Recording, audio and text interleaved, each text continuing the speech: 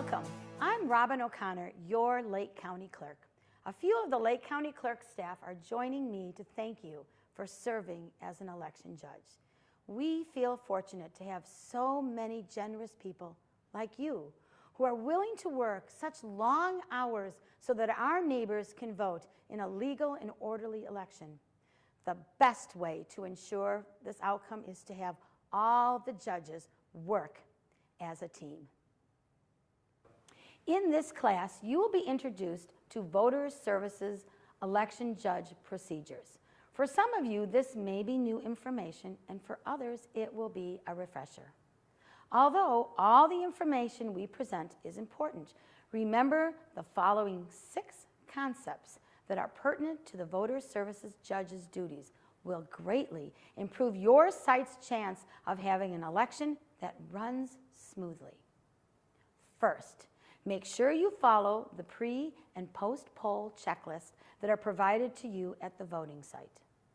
Second, if you are not busy, please assist the check-in judges with registration. It will keep the lines to a minimum. Third, the registration form is very, very specific about the forms of ID that are acceptable. While we always want to help the voter, we cannot be creative when it comes to what is considered a valid ID.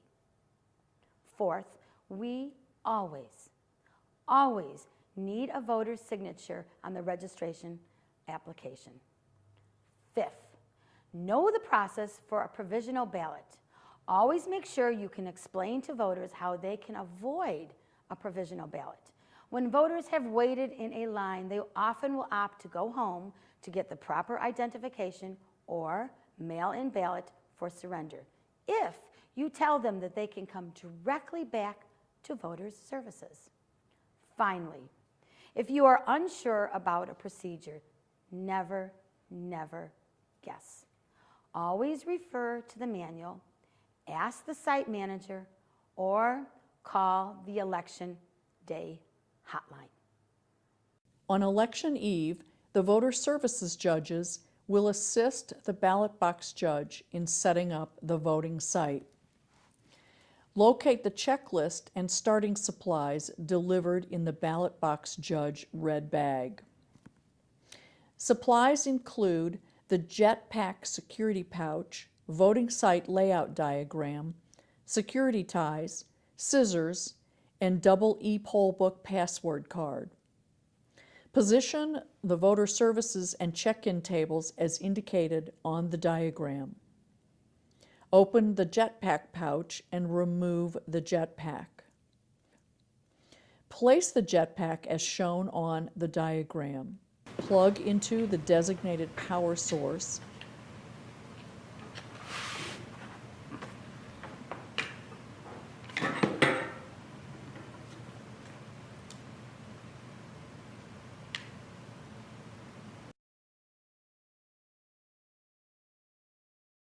Press the button on the top right side of the unit to turn it on. The jetpack is connected when you see this screen. Place ePollbooks on the appropriate table as shown on the case's handle. Using scissors, cut the security ties on each ePollbook case.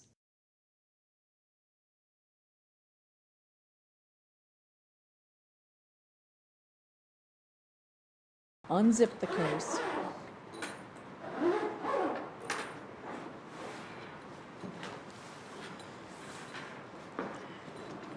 Open it flat on the table. Do not remove any items from the case. Unzip the power cord pocket and gently pull on the cord to extend it to plug in the unit. The cord is 8 feet in length.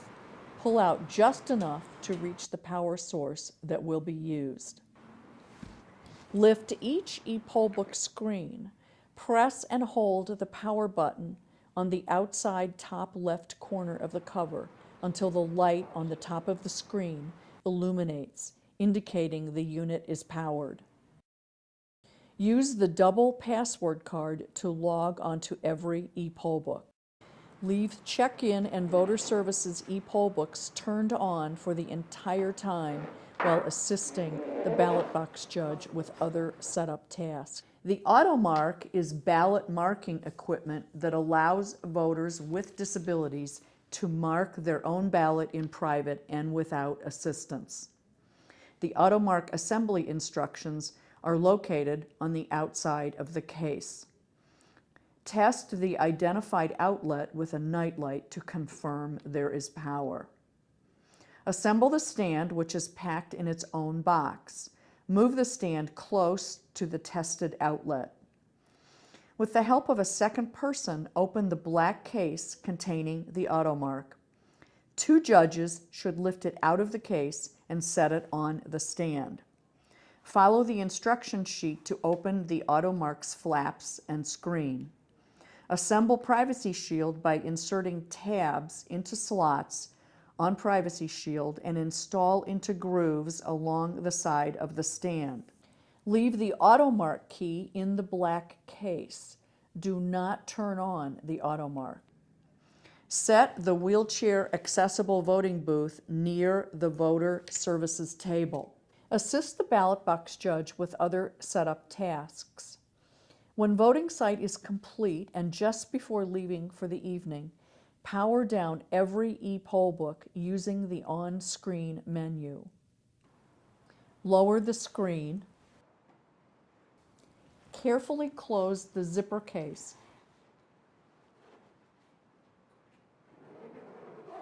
and add a security tie to the zipper tabs.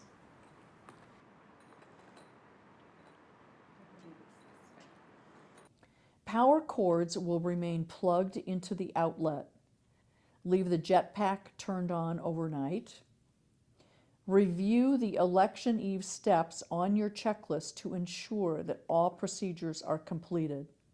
Before the polls open on election morning, all judges must arrive at the voting site no later than 5:15 a.m. To begin setup, find the Voter Services Table checklist located in the blue binder, which is delivered in the black rolling case. Follow the procedures in the Before the Polls Open section of the checklist. Basic supplies can be found in the Voter Services supply box delivered in one of the ballot bins. Verify the jetpack is still turned on from the night before. Using scissors, cut the security ties on the ePollbook case.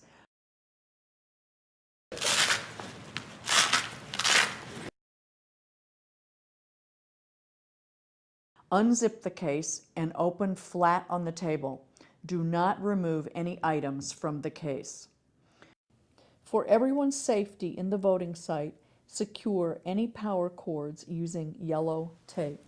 Lift the ePollbook screen, press and hold the power button on the outside top left corner of the cover until the light on the top of the screen illuminates, indicating the unit is powered. Use password card located in the blue binder to log on to the ePollbook. Pollbook login.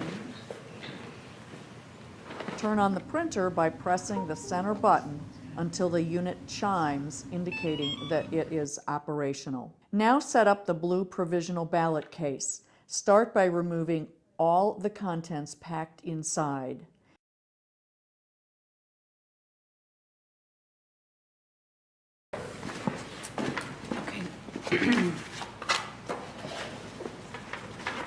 Unfold and pull up all 4 sides of the case, attaching with the velcro pieces.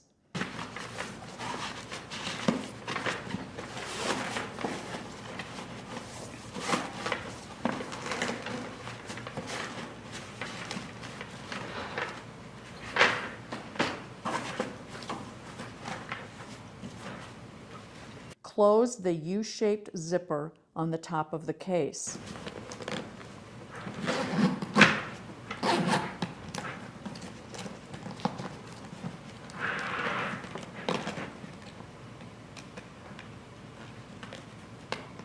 Fasten the latch on the case.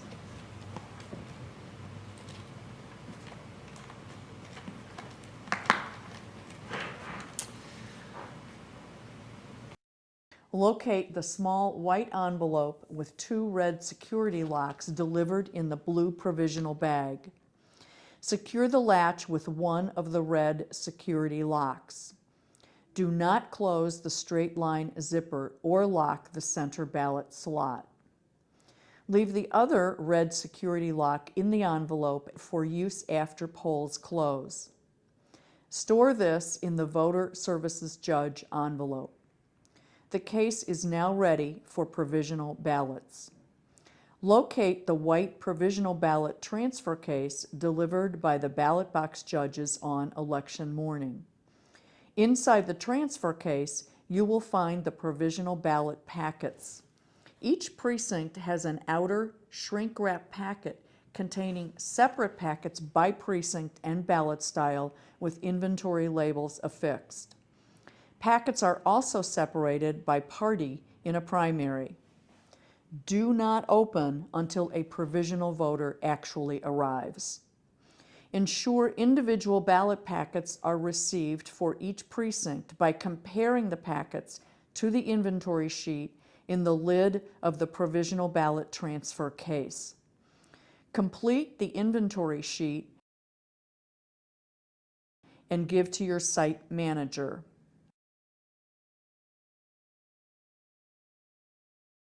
Retrieve the AutoMark key from the black case. Insert the key into the front of the AutoMark and turn to middle position labeled On. A blank screen will appear for about 60 seconds as the AutoMark powers up. The screen will then display Application Boot in Process and finally insert your ballot. Leave the key in the on position for the remainder of the day. If other ADA equipment is delivered that requires assembly, instructions are in the blue provisional case. The Big Bell has 2 parts and allows voters requiring curbside assistance to send a signal into the voting site.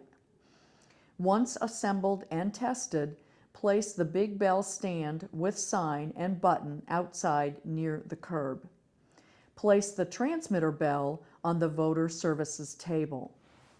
Complete table setup with clipboards, grace registration forms, assisted voter affidavits, pens, provisional ballot envelopes, spoiled ballot envelopes, and voter receipts. Tape the flag to the back of voter services table sign and insert in chrome stand. Locate the county-issued cell phone delivered in the black rolling case. Plug it into a power outlet, turn on, and keep it turned on all day. Make sure all steps on Before Polls Open checklist have been completed and review steps for processing voters. Complete a name tag and be sure to wear it all day. Take the oath administered by the site manager and sign affirmation form. Complete a time card and return it to the site manager. If there is no site manager at your voting site, you will need to administer the oath to the other election judges, check in poll watchers, and secure their credentials in the site manager's green binder. Take care of any other items that are found or placed in the green binder, such as inventory sheets, name badges, and time cards. The voting site will open promptly at 6 a.m.